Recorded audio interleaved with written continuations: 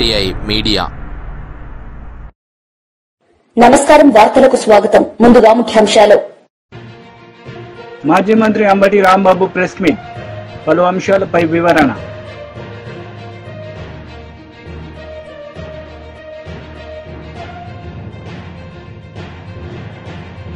మాజీ మంత్రి Vemula Prashanth Reddy press meet, ఇరు పార్టీలపై ఫైర్.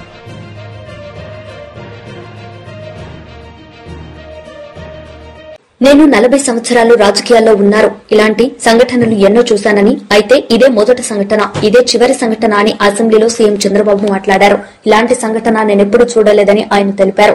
ఈ సందర్భంగా పలు అంశాలపై ఆయన మాట్లాడారు. అయితే మనం అందరం కూడా చూస్తే అలాంటి సందర్భంలో ఏకపక్షంగా తన సొంత ఎంపీ మీద రాజద్రోహం కేసు నమోదు చేసి, లేని కేసును నమోదు చేసి, ఆయన ఏమి కుట్రలు చేయలేదు, రాజద్రోహం చేయలేదు, లేకపోతే ఏదో పెద్ద ఇచ్చేసే సందర్భం లేవు. మనందరూ కూడా తెలుసు. రాజద్రోహం కేసు నమోదు చేసి 2021 మే 14వ తేదీన, మే 14వ తారీఖున ఆయన పుట్టినరోజు. ఆ పుట్టినరోజు ఆయన అరెస్ట్ చేసి పైశాచిక ఆనందం పొందాలనే ఉద్దేశంతో ఆయన అరెస్ట్ చేశారు. ఆ రోజు మీరు చూస్తే ఒక ఎంపీ పోలీస్ కస్టడీలో టార్చర్ చేయడం దేశంలోనే ఒక పెద్ద సంచలనమైంది. సిఐడి సీనియర్ అధికారులు, ఐపీఎస్ అధికారులు పోలీస్ కస్టడీలో ఒక ఎంపీని ఇలా హింసించిన సంఘటన భారతదేశ చరిత్రలో, నేను కూడా రాజకీయాల్లో 40 సంవత్సరాల నుంచి ఉన్నా, చాలా సంఘటనలు చూశాను. ఇదే మొదటి సంఘటన, ఇదే ఆఖరి సంఘటన నా అభిప్రాయం. నేను ఎప్పుడు చూడలేదు ఇలాంటి సంఘటన, ఎప్పుడు వినలేదు. ఆ రోజు మీరు చూస్తే 5 నెలల కూటమి పాలన గురించి ఒక్క మాటలో చెప్పాలంటే అప్పుల జాతర సంక్షేమానికి పాత్ర అన్నట్లుగా ఉందని, ప్రభుత్వ వైఫల్యాలను కప్పిపుచ్చుకునేందుకు డైవర్షన్ పాలిటిక్స్ చేయడం, ప్రశ్నించిన వారిని అక్రమంగా నిర్బంధించడం తప్ప ప్రజలకు చేసిందేం లేదని ఎర్రగొండపాలెం ఎమ్మెల్యే తాటిపర్తి చంద్రశేఖర్ స్పష్టం చేశారు. 5 నెలల్లో 57,000 రూపాయల కోట్ల అప్పు చేసిన ప్రభుత్వం ఎన్నికల ముందు ఆర్భాటంగా ప్రచారం చేసిన సూపర్ 6 హామీలను కూడా గాలికొదిలేసిందని చెప్పారు. బడ్జెట్లో 3 పథకాలకు ఏ కేటాయింపులు లేకపోగా మరో 3ంటికి నామమాత్రంగా నిధులు కేటాయించారని తెలిపారు. వారికి కేటాయించింది ఏంటని ఒకసారి కానీ చూస్తే, ఉచిత గ్యాస్ సిలిండర్లు 3 ఇవ్వడానికి 1,54,00,000 కుటుంబాలు ఈ రాష్ట్రంలో ఉన్నాయి. దానికి అయ్యేటటువంటి ఖర్చు అక్షరాల 4,000 కోట్లు కావాలి 3 సిలిండర్లకి. అంటే ఒక్కొక్క సిలిండర్కి అన్నా కూడా దాదాపుగా 13,000 కోట్ల రూపాయలు కావాల్సినటువంటి పరిస్థితి ఉంటుంది. 1,300 కోట్ల రూపాయలు. కానీ వారు కేటాయించింది ఎంత అని చూస్తే 895 కోట్లు. అంటే ఒక సిలిండర్ కూడా ఇచ్చేటటువంటి ప్రసక్తే లేదనేది స్పష్టంగా కనపడుతుంది.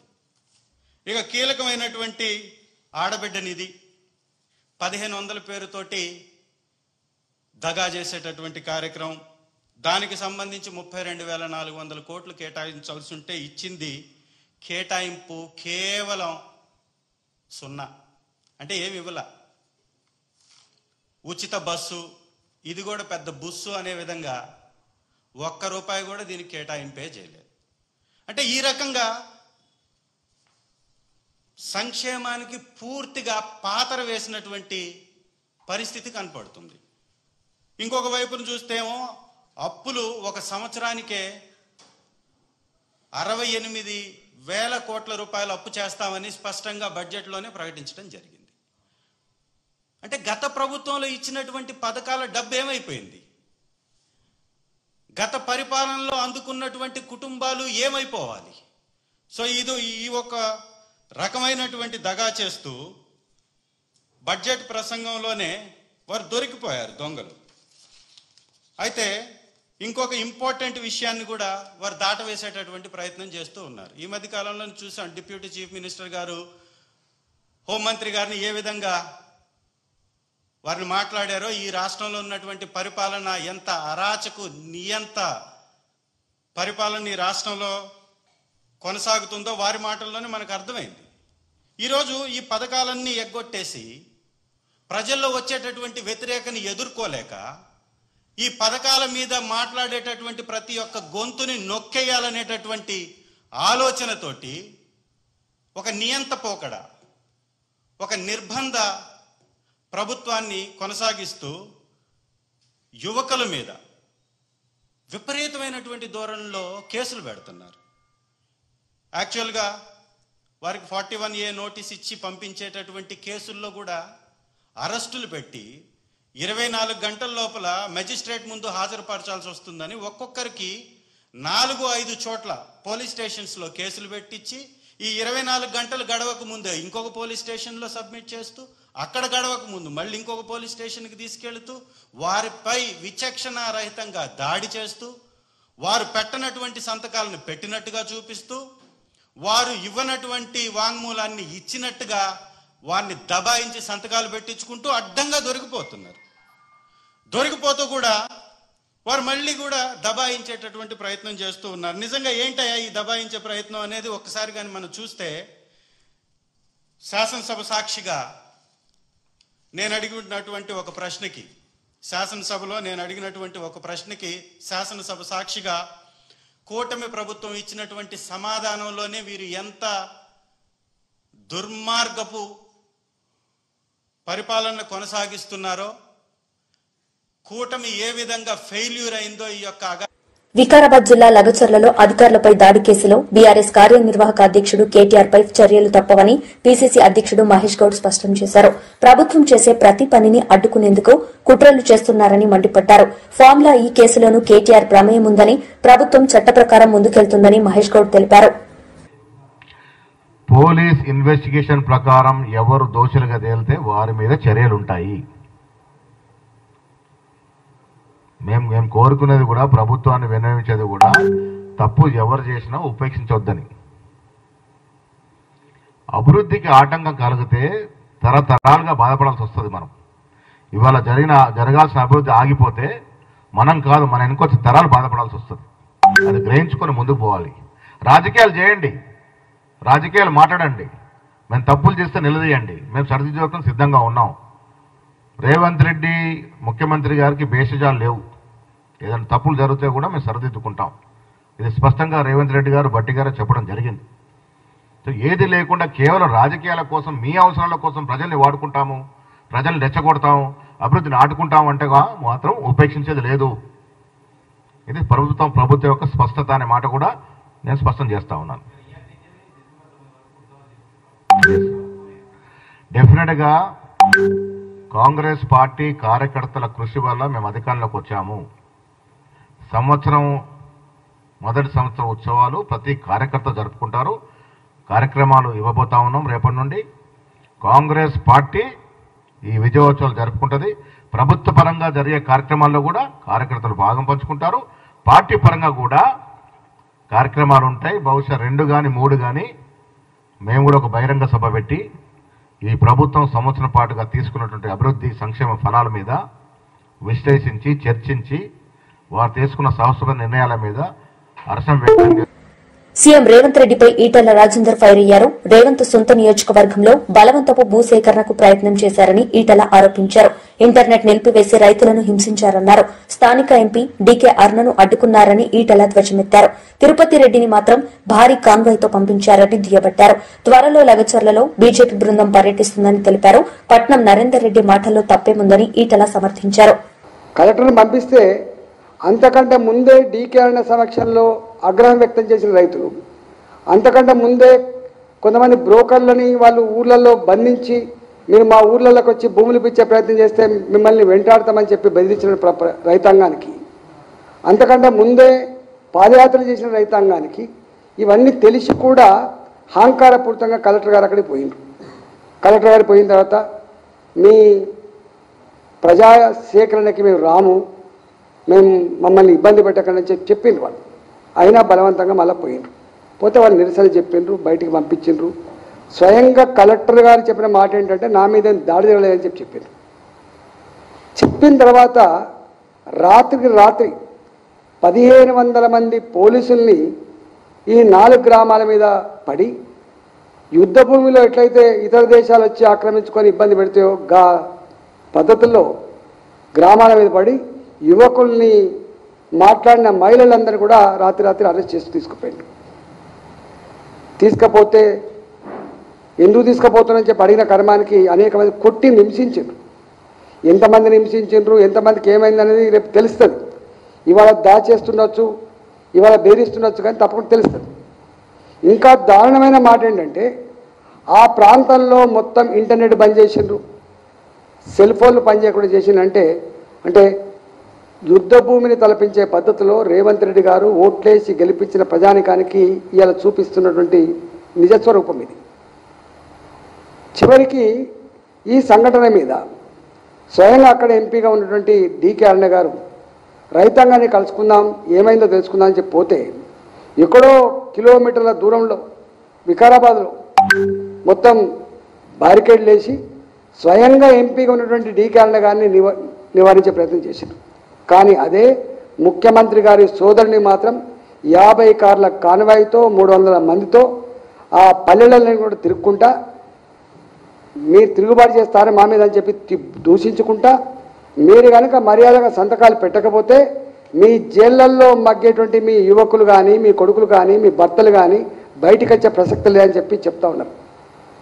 అక్కడ డికే అరుణ గారు నేను ఎంపీని పోనిస్తలేరు, మీరు వారిని పోనిస్తున్నంటే వాళ్ళు కాంగ్రెస్ పార్టీలు కదా అంటే అధికారులు కూడా ఎట్లా బానిసలాగా పనిచేస్తుండడానికి ఇది సజీవ సాక్ష్యం. ఇదే కలెక్టర్ గారు డికే అరుణ గారు పోతేనేమో కనీసం మర్యాద లేకుండా ప్రవర్తిస్తాడు, కానీ అదే కాంగ్రెస్ పార్టీ నాయకులు ముఖ్యమంత్రి గారు సోదరులు పోతే మాత్రం ఇవాళ ఏ ప్రోటోకాల్స్ ఉన్నాయో తెలియదు కానీ బయటికి వచ్చి స్వాగతం పలికి తీసుకుపోయే పరిస్థితి ఉన్నది. ఇవాళ నేను అడుగుతా ఉన్నా ముఖ్యమంత్రి గారిని, మీరు ఇవాళనే ఏదో ఇతర పార్టీలలో నాయకులు పురికొల్పితే అయిందని చెప్తా ఉన్నావు. ఈ ఇష్యూ ఒక్కరోజుతో పురికొల్పబడే ఇష్యూ కాదు, ఇది రెచ్చగొడితే రెచ్చిపోయినటువంటి ఇష్యూ కాదు. స్వయం మీ భర్తలు పిల్లలు మీ ఇళ్లకు తిరిగి వచ్చే వరకు బీఆర్ఎస్ పార్టీ మీకు అండగా ఉంటుందని లగచర్ల బాధితులకు మాజీ మంత్రి కేటీఆర్ భరోసా ఇచ్చారు. ఇంతమంది ఆడబిడ్డల బాధకు రాజకీయ రంగు పులిమి భూములు లాక్కునే కుట్ర రేవంత్ చేస్తున్నాడని ఆయన విమర్శించారు.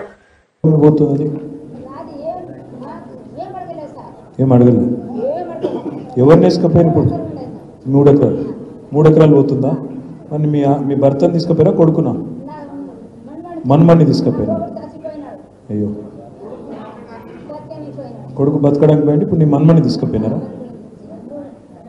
ఎక్కడున్నాడు ఇప్పుడైనా? పరిగి జైల్లో ఉన్నాడా? తెలియదు.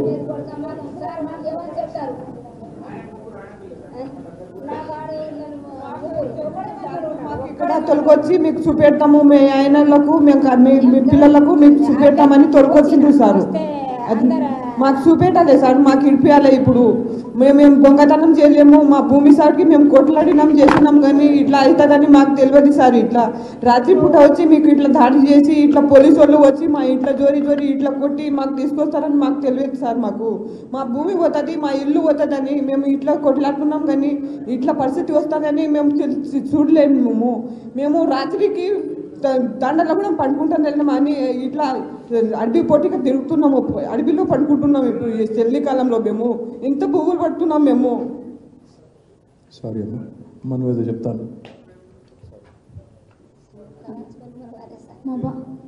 అనంతమ్మ ఆకింపేట బాలకృష్ణ అయ్యా ధర్నా ఉంది అని చూసడానికి పోతే అరెస్ట్ చేసుకొని పోయిండ్రు. మా బాబు 3 సంవత్సరాల అరమిలు పోయితే పొలం కొన్నాం, 13 ఎకరాల భూమి అవుతుంది సార్. మరి మేము ఇంట్లో ఉండగలగాలి, పోగలగాలి. ఎట్లా మా భర్త నాకు వస్తే మంచిగా ఉంటుందంట. నేను 3 రోజులు 20,000 పెట్టుకొచ్చినాము. ఏమవుతుందో ఎట్లా నాకు భయం వస్తుంది. గుట్టలో 13 ఎకరాలు మాది. 13 ఎకరాల భూమి మొత్తం పోతుందని చెప్పిందా? మొత్తం నోటీస్ ఇచ్చిందా? ఏమి ఇవ్వలేడు. ఏం పైసలు ఇస్తారో చెప్పిండ్రా? ఏం చెప్పలేరు. అసలు ఎందుకోసం తీసుకుంటారో చెప్పిర్రా? ఫార్మా కంపెనీ అని చెప్తున్నారు. Pharma company. ఫార్మా కంపెనీ అని చెప్తున్నారు. అంతే తప్ప ఏంది ఎందుకు ఎప్పుడు ఇస్తాం ఎంత ఇస్తాం తెలియదు. ఇప్పుడు మీ దగ్గర మార్కెట్లో ధర ఎంత ఉంటుంది ఒక ఎకరానికి?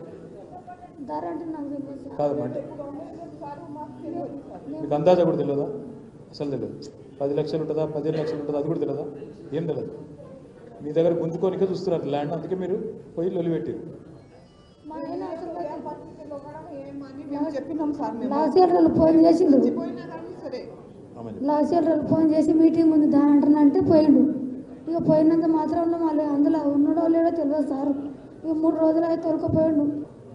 మా భూమి మాకు అడిగినాడా? అందరు రాజీ అయినారు అన్నారంట వాళ్ళు. రాజీ అయినా అంటనా అంటే ఓలా దొలకరా మా ముందల. రాజీ అయినా అంటారు ఎవరు అన్నారో ఓలా దొలకరా మా ముందల. మేము అడుగుతున్నాం మా ముందల దొలకరా. ఏం చేయలేరు సారు.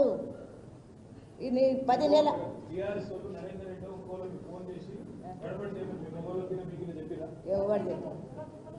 గడబడి చేయమని చెప్పిరా? మీ వెనకాల ఎవరైనా ఉండి పైసలు ఇచ్చి చెప్పించిరా? మాకు ఎవరు చెప్పలేరు. మాకు భూమి పోతున్నదని మా పొట్ట కలుస్తున్నదని మేమేం పోట్లాడుతున్నాం సార్. ఎవరు చెప్పి నీకు ఎవరు రాలేరు, మాకు ఎవరు చేయలేరు. మేము పనికి పోయినాక మేము పని పోయి చేసి వచ్చి తిని పడుకున్న తర్వాత మా ఆయన కూడా పోలేరు సార్. ఆ గొడవకు లేదు ఏం లేదు. ఇట్లా పట్టుకొచ్చి ఇట్లా కొట్టితే ఎట్లా పరిస్థితి? మాకు మా భూమి పోతుంది, ఇంకా మేము దెబ్బలు తినాలి సార్. ఇట్లా అమ్మా 1 గంట రాత్రి వచ్చిండ్రు సార్. అది కరెంట్ కూడా ఆఫ్ చేసిండ్రు. మబ్బులా కనిపిస్తుందా మాకు? 1 గంట రాత్రికి వచ్చిరా? ఎవరు? పోలీసు వాళ్ళు వచ్చి ఏం చేశారు? దొప్పుడే దర్వాజా కొడుతున్నారు. 5 మాటలు కొట్టినా. కవర్లో పెట్టిన పోస్టులు నీ ప్రోద్బలంతోనే అని చెప్పు జగన్ అంటూ నిన్ను 24 గంటల్లో అరెస్టు చేస్తామని హెచ్చరించారు టీడీపీ పోలిట్ బ్యూరో సభ్యులు వర్ల రామయ్య. ఈ సందర్భంగా మీడియా సమావేశంలో మాట్లాడారు. విజయమ్మ గారి మీద పెట్టగలడా? నేను జగన్మోహన్ రెడ్డి గారు మిమ్మల్ని అడుగుతున్నా, చెప్పండి. ఏమో నాకు తెలియదన్నా మీరు అంటారు, అన్నా అన్న అంటారు, తెలియదన్నా అది పెట్టుంటాడన్నా అంటారా? డొక్క జించరు మీరు వాడిది. డొక్క జించి డోలు కడతారు వర్రా రవీందర్ రెడ్డికి మీకు తెలియకుండా ఇటువంటి పోస్టింగ్ పెడితే. కాదా? మీరు ఒప్పుకోండి, నేనే పెట్టానని 24 గంటల్లో మీరు ఎబటార్గా వస్తారు, కాన్స్పిరసీలో వస్తారు, పోలీసులు తీసుకెళ్లిపోతారు. ఇది తెలియకుండా ఛాలెంజ్ చేస్తారా? నేను ప్రభుత్వాన్ని ప్రశ్నిస్తే అరెస్టు చేయరు జగన్ గారు. ప్రభుత్వం ఏదైనా తప్పిదం చేస్తే మీరు ప్రశ్నిస్తే ఎవరు అరెస్ట్ చేయరు. Nothing wrong. ప్రభుత్వం తప్పు చేసింది, మీరు ప్రశ్నిస్తారు. అది మీకు రాజ్యాంగపరంగా స్వేచ్ఛ ఉన్నది, రైట్ ఉన్నది. కానీ అవతల వాళ్ళని, మహిళల్ని ఈ రకంగా కించపరచడం, అవతల వాళ్ళ క్యారెక్టర్ని అసాసినేట్ చేసే మాటలు మాట్లాడితే ఊరుకోదు చట్టం. తన పని తెలుసు. మరి రెడీగా ఉంటారా? అరెస్టుకు రెడీ? మీరు అరెస్ట్ అవటానికి సిద్ధంగా ఉన్నారా? మీరు ఈ పోస్టింగ్ పెట్టింది నేను చెబితేనే పెట్టారు అనండి. 24 hours పోలీసులు వస్తారు, మిమ్మల్ని పికప్ చేసుకుంటారు, జైలుకి పంపిస్తారు. కోర్టులో మీరు మీ వాడితో వేయించారు కదా, విజయబాబు అనే పిల్ల వేయించారు కదా. విజయబాబు జర్నలిస్టా మీవాడా? అది నేను దాని జోలికి వెళ్ళను.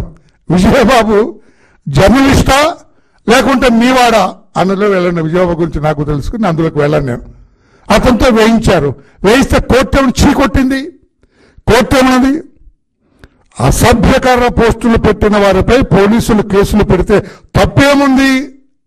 అంత కోర్టు చెంపదెబ్బ కొట్టినట్టు కాదు, చెంపదెబ్బ కొట్టినట్టు కాదని కోర్టు అడిగింది. ఒక దశలో న్యాయమూర్తులను కూడా అవమానపరిచేలా పోస్టులు పెట్టారని ధర్మాసనం వ్యాఖ్యానించింది. తెలుసు కదా? మీరే కదా దాన్ని అనుకుంటుంది కూడా మీరే కదా. మీరు చెప్పకుండా, మీరు ఎస్ అనకుండా, మీ సజ్జల రామకృష్ణారెడ్డి ఓకే అనకుండా హైకోర్టు మీద, న్యాయమూర్తుల మీద పోస్టింగ్లు పెడతారండి? అంత ధైర్యం ఉందా వర్రా అండ్ టీంకి? మీ సజ్జల భార్గవ్, సజ్జల రామకృష్ణారెడ్డి, వైఎస్ జగన్మోహన్ రెడ్డి మీరంతా కలిసే కదా. This very big conspiracy. నేను ఇప్పుడు ఒక పోలీస్ ఆఫీసర్తో మాట్లాడా. సార్ పెద్ద కాన్స్పిరసీ ఉంది కనుక మొత్తం బయటకు తీస్తున్నామన్నారు. మొత్తం బయటకు వస్తుంది. దీని వెనక పెద్ద కుట్ర. అందుకని నేను ఒక అబద్ధపు సామ్రాజ్యాన్ని నిర్మించుకున్నాడు జగన్మోహన్ రెడ్డి. ఈ సోషల్ మీడియా వల్ల బట్టకట్టాలనుకున్నాడు మిస్టర్ జగన్మోహన్ రెడ్డి. కోర్టులు కూడా మా న్యాయమూర్తుల మీద కూడా మీరు ఇష్టం వచ్చినట్టు పెట్టారు కదా, ఇంకేం మాట్లాడతారు మీరు? హైకోర్టు మీరు వేసిన ఆ పిల్ మీద, మీ వాడేసిన పిల్ మీద అభ్యంతరాన్ని వ్యక్తం చేసింది. న్యాయస్థానం తీవ్ర ఆగ్రహాన్ని వ్యక్తం చేసింది. సభ్య సమాజం సిగ్గుపడే రీతిలో సోషల్ మీడియాలో అభ్యంతరకరమైన పోస్టింగ్లు పెడుతుంటే పోలీసులు చూస్తూ ఊరుకుంటారా అని పిల్లేసిన వ్యక్తిని ప్రశ్నించింది. ఏం సమాధానం చెబుతారు జగన్మోహన్ రెడ్డి గారు? ఏం సమాధానం చెబుతారు? అంటే మీరు మాట్లాడితేనేమో అది ఓకేనా, ఇతరులు మాట్లాడతాను ఇది కరెక్ట్ కాదు జగన్మోహన్ రెడ్డి గారు అని చెప్పి కూడా నేను తెలియజేస్తున్నాను. అది ఎంత దుర్వినియోగం చేశారండి సోషల్ మీడియాని మీరు.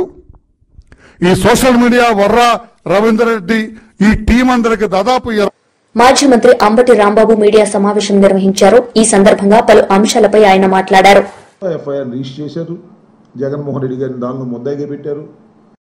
దానిలో విజయపాల్ అని ఆయన ఎడిషనల్ ఎస్పీలో ఎవరినో పెడితే ఆయన సుప్రీంకోర్టుకు వెళ్ళాడు, బెయిల్ తెచ్చుకున్నాడు. అది దీనిలో ఏముందని కూడా సుప్రీంకోర్టు చెప్పింది. అలాంటి కేసును మళ్ళీ ఇవాళ తీసుకొచ్చి శాసనసభ సాక్షిగా ఒక కథ అల్లి జగన్మోహన్ రెడ్డి గారిని దూషించే కార్యక్రమం చేయటం నాకు చాలా విచిత్రం వేసింది. చాలా నీచమైనటువంటి కార్యక్రమంలాగా కూడా కనిపించింది. అలాగే పవన్ కళ్యాణ్ గారు, చంద్రబాబు నాయుడు గారు వీళ్ళందరూ కలిసి జగన్మోహన్ రెడ్డి గారి గురించి మాట్లాడేటటువంటి మాటలు మాట్లాడుతూ నేను అడుగుతా ఉన్నా, జగన్మోహన్ రెడ్డి గారు నేను చెప్పారు సుమారుగా 1:40 ఆయన ప్రెస్ మీట్ పెట్టి చెప్పాడు, మీరు ఇచ్చినటువంటి ప్రతి వాగ్దానాన్ని మీరు అమలు చేయలేకపోతున్నారు. పచ్చి అబద్ధాలు చెప్పేటటువంటి కార్యక్రమం చేశారు కూటమి ప్రభుత్వం. అధికారంలో వచ్చిన తర్వాత ఏమీ లేదు. ఆ రోజు నేను చెప్పాను 74,000 కోట్ల రూపాయలు చంద్రబాబు నాయుడు గారు కూటమి ఇచ్చినటువంటి వాగ్దానాలు నెరవేర్చాలంటే 74,000 కోట్ల రూపాయలు కావాలి. మీరు బడ్జెట్లో ఎంత పెట్టారండి? ఏం లేదు. వాగ్దానాలను నెరవేర్చకపోగా పచ్చి అబద్ధాలు చెప్పి మోసం చేసి ఒక చీటర్లాగా ఈ రాష్ట్ర ముఖ్యమంత్రి ప్రవర్తించాడు. ఎందుకు 420 ఐపీసీ కింద నీ మీద కేసు పెట్టకూడదు అనేటువంటి పద్ధతుల్లో వివరంగా సాక్ష్యాధారాలతో సహా జగన్మోహన్ రెడ్డి గారు చెప్తే దానికి శాసనసభలో సమాధానం చెప్పే పనే లేదు. మాకు 164 మంది ఉన్నారన్నారు. ఒక్కరిని చెప్పమనండి సమాధానం. దీనికి చంద్రబాబు నాయుడు గారిని చెప్పమనండి, పవన్ కళ్యాణ్ గారిని చెప్పమనండి, లేదా ఆ లోకేష్ బాబుని చెప్పమనండి, లేక ఆ ఫైనాన్స్ మంత్రిని చెప్పమనండి. దానికి సమాధానం మాత్రం చెప్పలేరు. దానికి సమాధానం చెప్పలేరు. కానీ దాన్ని అన్ని డైవర్ట్ చేసేసి RRR గారి మీద హింస జరిగింది అని ఒక కథ అల్లేటటువంటి ప్రయత్నం చేశారు, విచ్ ఈజ్ ఫాల్స్. నేను మనవి చేస్తున్నా, ఎస్ RRR గారు ఎవరు? రాజశేఖర రెడ్డి గారికి బాగా తెలుసు, మాకు బాగా తెలుసు. వైఎస్ఆర్ కాంగ్రెస్ పార్టీ తరపున 2014లో పోటీ చేయడానికి ముందుకొచ్చారు, 2019లో పోటీ చేశారు, గెలుపొందారు. మా పార్టీకి ఎంపీగా ఉన్నారు. మా పార్టీగా ఎంపీగా గెలిచిన తరువాత ఏం చేశాడు ఆయన? చంద్రబాబు నాయుడు గారి హ్యాండ్లో పపెట్ లాగా ప్రవర్తన చేశాడు. చంద్రబాబు నాయుడు గారి డైరెక్షను, చంద్రబాబు నాయుడు గారి డైలాగులు, రచ్చబండి అనేటువంటి ఒక కార్యక్రమాన్ని పెట్టి ఇష్టం వచ్చినట్టుగా జగన్మోహన్ రెడ్డి గారిని, ఈ ప్రభుత్వాన్ని ఇష్టం వచ్చినట్టుగా మాట్లాడారు. ఒకసారి కాదు, 2 సార్లు కాదు, 3 సార్లు కాదు. ఒక ఛానల్ తీసేసుకున్నట్టుగా రచ్చబండ పెట్టి రోజు ఎల్లో మీడియాలో 1 గంట సేపు జగన్మోహన్ రెడ్డి గారిని దూషించడమే పనిగా పెట్టుకున్నారు. మోస్ట్ అన్పార్లమెంటరీ లాంగ్వేజ్ అంతా ఉపయోగించారు, రెచ్చగొట్టారు. మాజీ ఎమ్మెల్యే జగ్గారెడ్డి మీడియా సమావేశం నిర్వహించారు. ఈ సందర్భంగా పలు అంశాలపై ఆయన మాట్లాడారు. Industrial minister, IT minister Sitaram Babu గారు, ఉత్తమ్ కుమార్ రెడ్డి గారు, రెవెన్యూ మినిస్టర్ వీళ్ళంతా తలకాయ వలగొట్టుకొని ఆ డబ్బులు జమ చేసుకొని ఈ కొత్త సంసారం అయిపోయింది. మళ్ళీ తెలంగాణ రాష్ట్రంలో కొత్త సంసారం అయిపోయింది. కాబట్టి ఇది ప్రజలకు కూడా తెలవాలి కాబట్టి చెప్తున్నాం.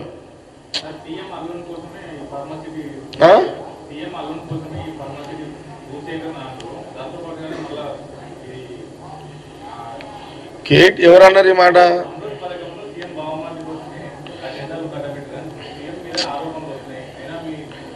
ఇప్పుడు ముఖ్యమంత్రి బంధువుల మీద అభియోగాలు వాళ్ళు వేస్తున్నారు. వాళ్ళు ఇప్పుడు ఏదో ఒకటి అనాలి కదా. అపోజిషన్ పార్టీ కేటీఆర్, హరీష్ రావు ఏదో ఒకటి అనాలి. ముఖ్యమంత్రి రేవంత్ రెడ్డి మీద ఎట్లా బుద్ధ చల్లాలనే కార్యక్రమం వాళ్ళు పెట్టుకున్నారు. ఈ బామర్దుల కోసం అల్లుల కోసం చేస్తారు, ఒక ఫ్యాక్టరీ కోసం ఇల్లు చేస్తారు ముఖ్యమంత్రి. ఇది కూడా నాకు అర్థం కాదు. ముఖ్యమంత్రి ఆయన రేవంత్ రెడ్డి, బామర్దికి ఎంత కావాలి జాగా అల్లుని కావాలంటే. ముఖ్యమంత్రి ఒక 10 ఎకరాలు దొరికాయా? ముఖ్యమంత్రి అల్లుని కోసం ఇంత పెద్ద బామర్ది కోసము అల్లుని కోసం ఇవన్నీ చేస్తాడు. అది చెప్పేటోనికైనా జ్ఞానం ఉండాలి.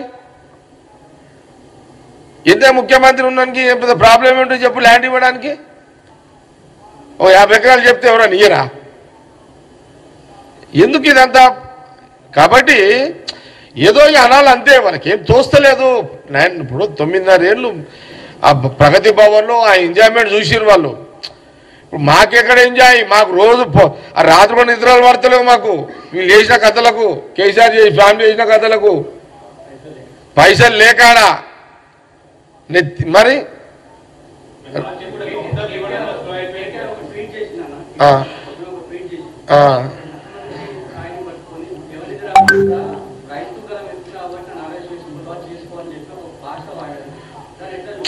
అట్లాంటి అప్పుడు కేసీఆర్ వాడలేడా? కేసీఆర్ ఏమనేటోడు? సన్నాసులు అనేటోడు.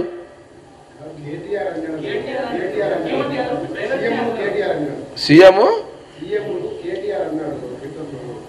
నాకు మళ్ళా చెప్పు తెలుపు. ఏమని?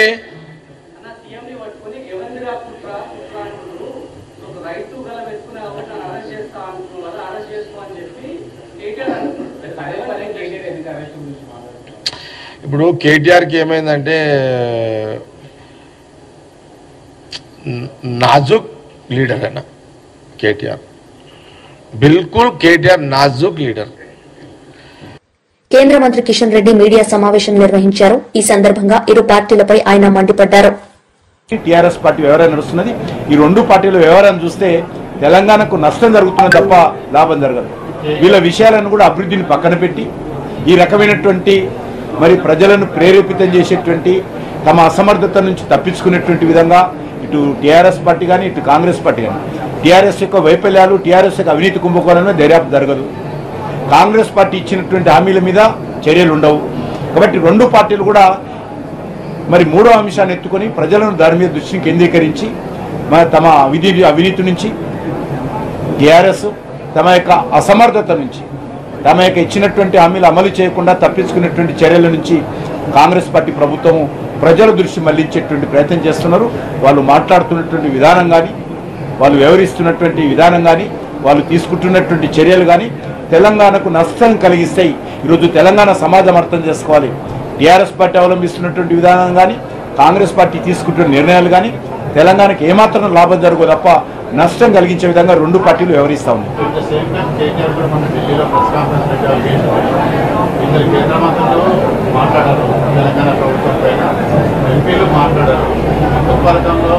ఆయన సర్టిఫికేట్ అవసరం లేదు, నేను మాట్లాడను. ఆయన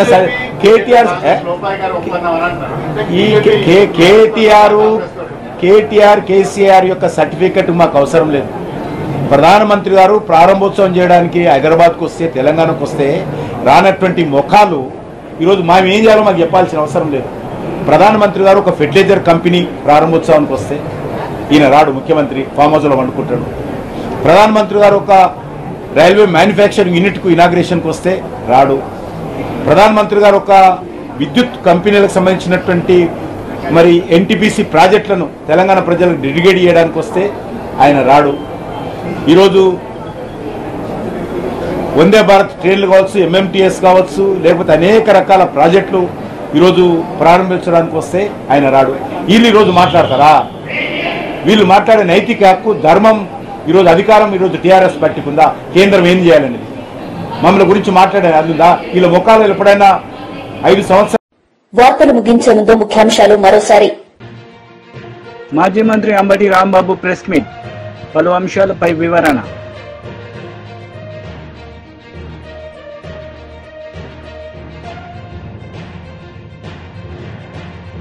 మాజీ మంత్రి వేముల ప్రశాంత్ రెడ్డి ప్రెస్ మీట్.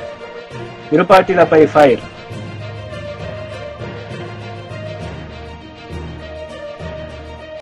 ఈ వార్తలు ఇంతటితో సమాప్తం. తిరిగి ప్రసారమయ్యే వార్తల్లో మళ్లీ కలుద్దాం. అంతవరకు సెలవు. నమస్తే.